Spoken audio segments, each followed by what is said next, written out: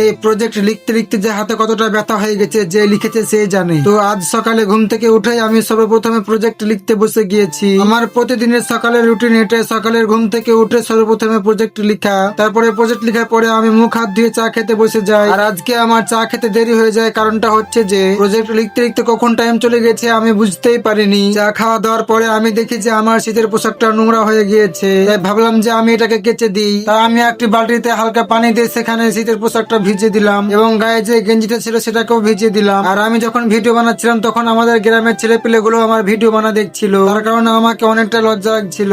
আর এদিকে আমি সোয়েটারটাকে কেচে নিয়ে চলে আসি। আর এখন দুপুর হয়ে গেছে, তাই রোদের টেম্পারটা কমে গিয়েছে, তাই আমি রোদের দিকে একটা চেয়ার রেখে সেখানে শীতের পোশাকটা মেলে দিলাম। দেন আমি গোসল করে চলে গেলাম জোহরের নামাজ আদায় করতে। নামাজ পড়ে এসে দেখি যে দাদি আমার জন্য সিঙ্গারা কিনে এনেছে। সেই সিঙ্গারাটা আমি রোদে বসে বসে খাচ্ছিলাম। দেন শুনতে হতে আমি আবার প্রজেক্ট লিখতে বসে যাই। কি বলবো গাইজ, মনে হয় আমার প্রজেক্ট লেখা শেষই হবে না। দেখি কয়দিন আমার প্রজেক্ট লেখা শেষ হয়। যেদিন শেষ হবে সেদিন তো আমি আলহামদুলিল্লাহ বলবো।